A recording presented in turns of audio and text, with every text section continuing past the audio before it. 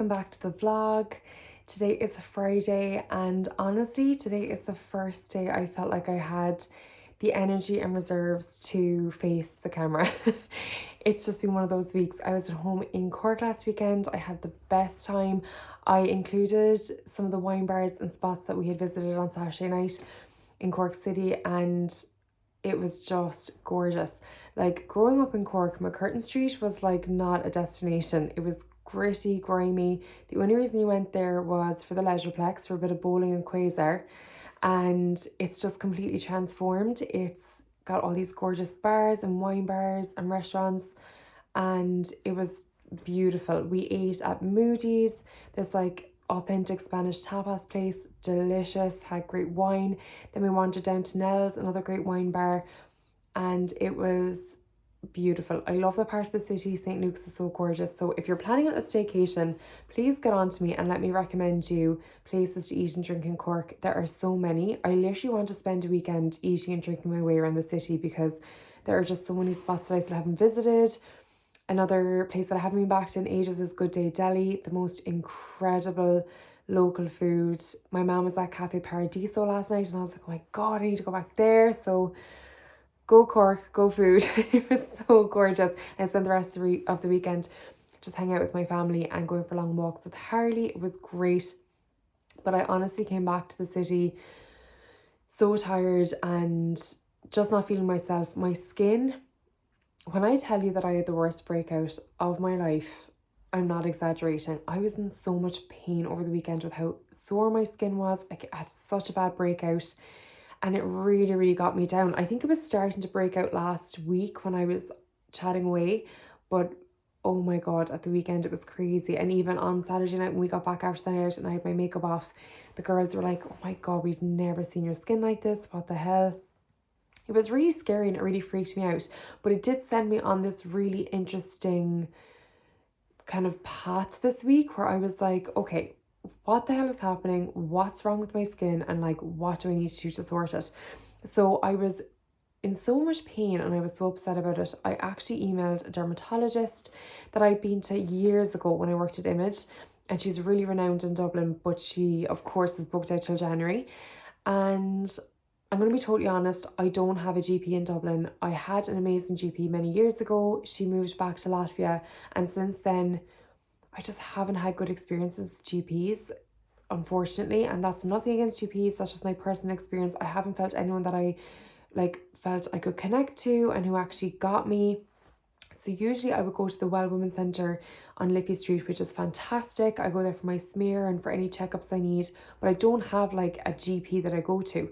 So I was trying to figure out what to do, and I was worried that it might be dermatitis or something a little bit more serious than just a bad breakout. I actually went across the road to my pharmacy, and they're so nice over there. And I was chatting to a girl and telling her, and she was like, look, there's no point in going to a doctor because you don't have bad acne. You're not going to put on something like Roaccutane. They're just going to tell you to go home and like let it clear up. So she was like, why don't you try Effaclar by La Roche-Posay? She was like, go home, cleanse your skin, pop it on today and keep putting it on and see if it makes a difference. When I tell you that the next morning this had cleared my skin, I couldn't believe it. I actually should have taken a before and after picture. I was just so relieved and so happy, and I've been using it ever since, and my skin has really calmed down. Like, this is the first day that I put on makeup and I felt like it's not sore or tender or just really, really sore and irritated. So I cannot say enough about this, but this leads me on to two more topics. So first up, while I was on this kind of path to try and figure out what was wrong, obviously I thought about my diet and my sleep and my general lifestyle, because I know from not having very good skin that if you have a bad breakout like that, it's usually down to stress, eating, drinking, and I don't drink a lot, but the last few weeks I have been really sociable and drinking. So I was trying to figure out what to do, and I had been on Robin's podcast last week, and I'd been listening to some of her old episodes, and there was this girl who featured on it called Ashlyn Cox. She is AOK Nutrition on Instagram, and she has her own podcast, and I started listening. Guys, stop what you're doing and listen to this podcast series. Aisling is trained in lots of different modalities, but she deals with a lot of natural medicine, and her whole series is about female health. So she talks about PMS, periods, coming off the pill, like irregular periods, just general nutrition. I binged this series this week.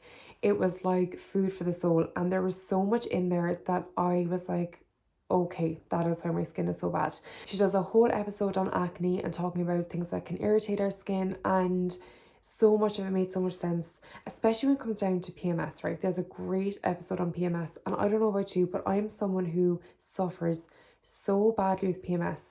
When I tell you that, like, I am so bloated, so low, like just on the floor when I'm PMSing.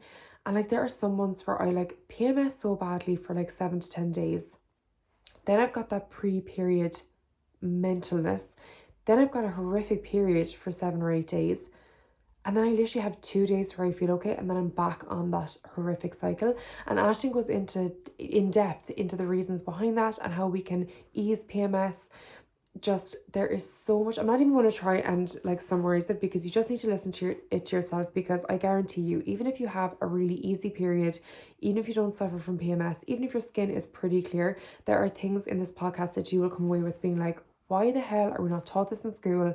It's fantastic. And one of the things I really loved about it is that sometimes when I'm talking to friends, or if I'm on Instagram or on my own podcast, and I talk about endocrine disruptors and the daily stressors that we interact with in our lives, people think I am insane. They're like, this girl is crazy.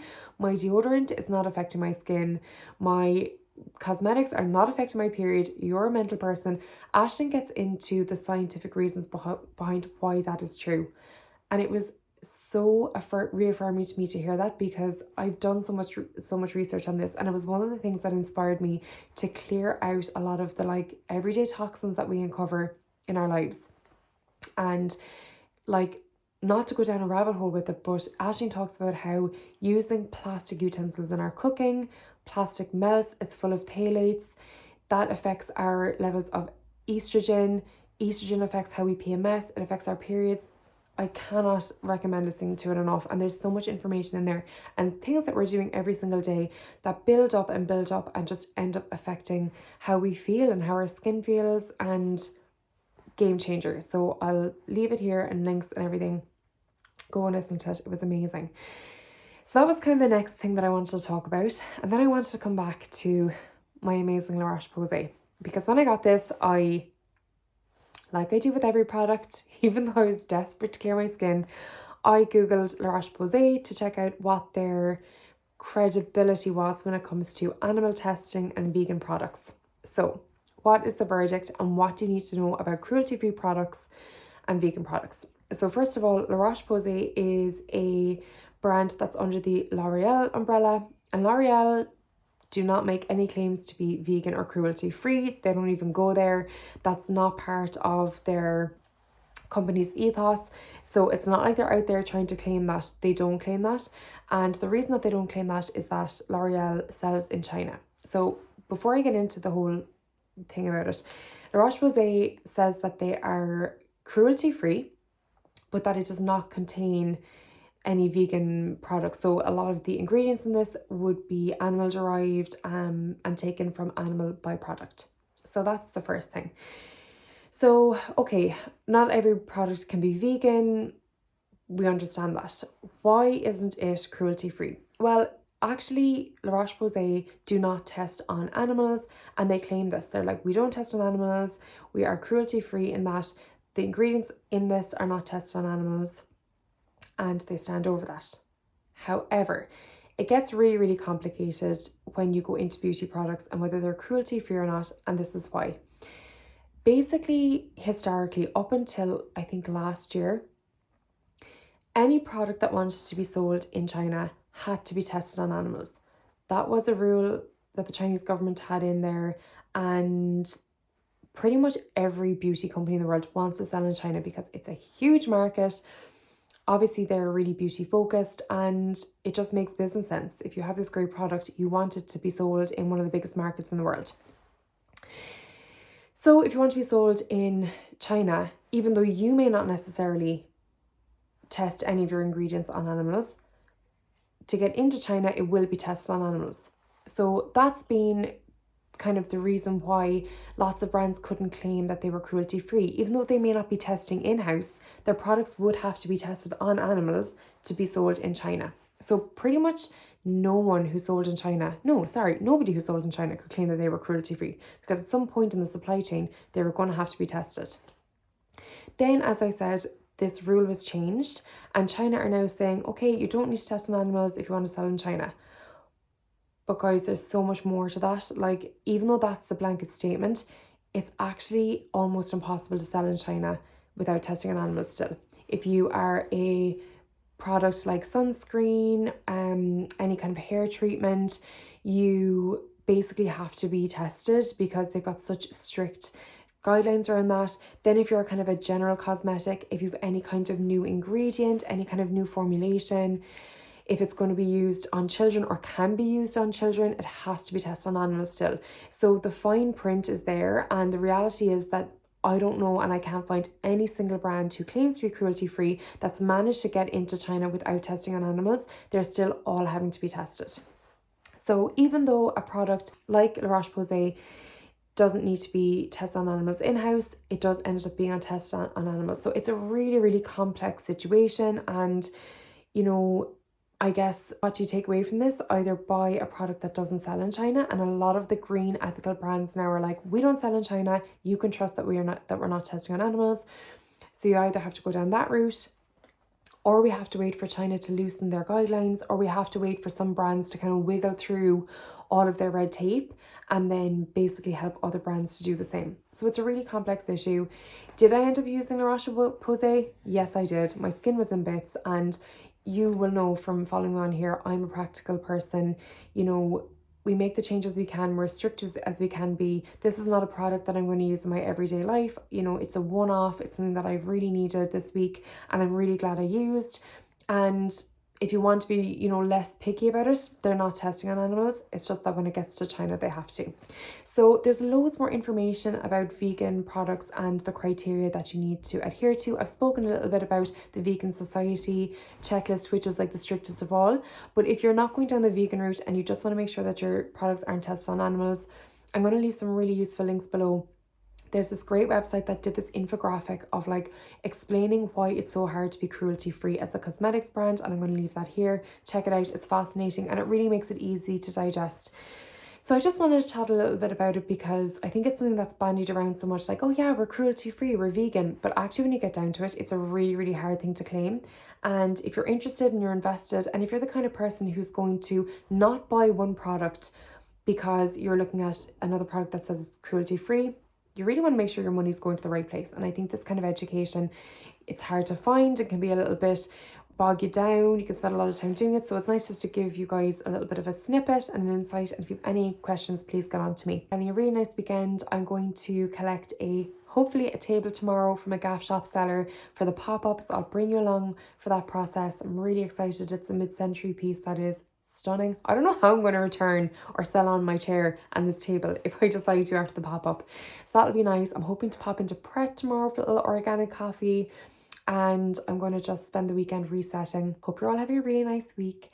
And as I say, if you have any more questions about cruelty-free, vegan, or about the kind of products that you can start to take out of your life or swap to try and lower your endocrine disruptors and try and lower your kind of toxic exposure, please message me. It's something I love to talk about. So yeah, that's all for now. I will talk to you guys in a bit.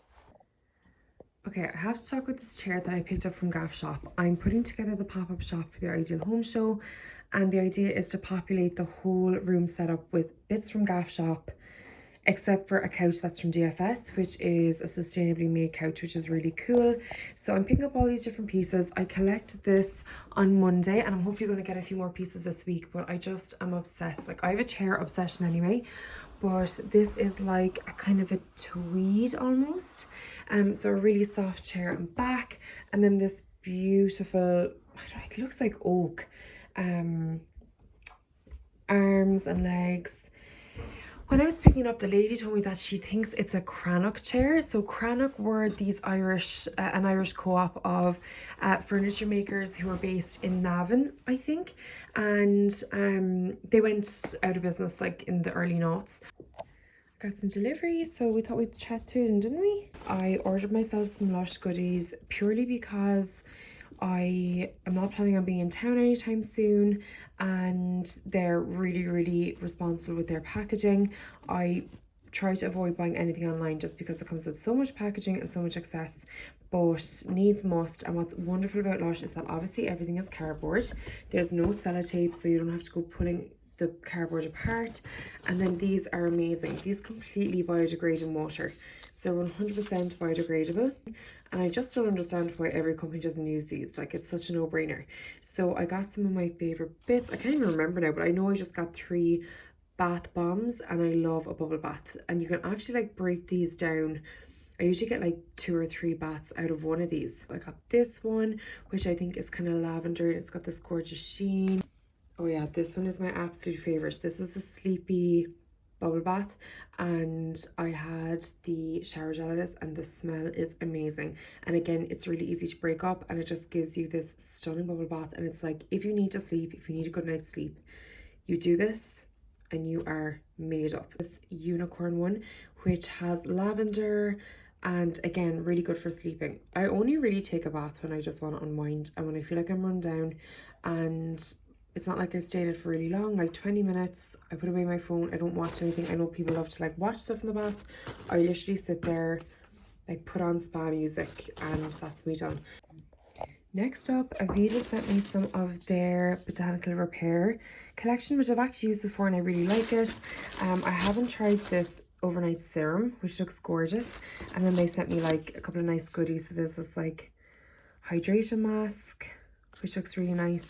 But I'm going to have to get onto them because I don't take any press drops now unless I'm working with a brand. It's just too wasteful, and I actually have so much Aveda products, which I'm so grateful for, but I actually have too many now. So I'm going to get onto them and say thank you so much, but that is me done for the press drops. It's such a privilege to be sent stuff, and I really appreciate it. But unfortunately, if you're not going to use stuff, or if it's going to build up, or you think about the packaging and the waste, it's just not good. So Stephanie and Claire from The Crate are 2 girls who I've known for ages. I've worked them loads through GAFF. They run a flower delivery service and they do weddings, and they often just randomly send me a bunch of flowers, which is so sweet. Like, how beautiful are these? They're gorgeous. I love the girls. I love their whole ethos. They're a small company. The 2 of them just work together. They deliver nationwide. They do weddings.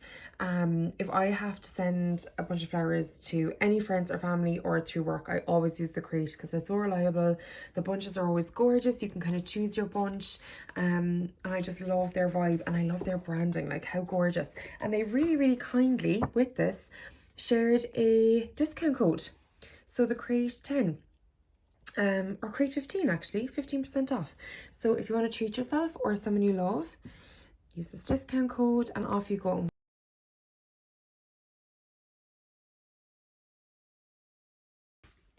Good morning. It is Saturday.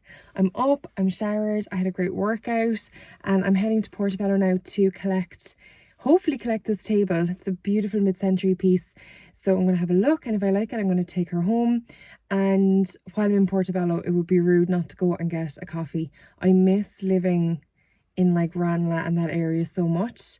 So I'm going to have to treat myself while I'm over there. So come with me, let's go get this table. Fingers crossed.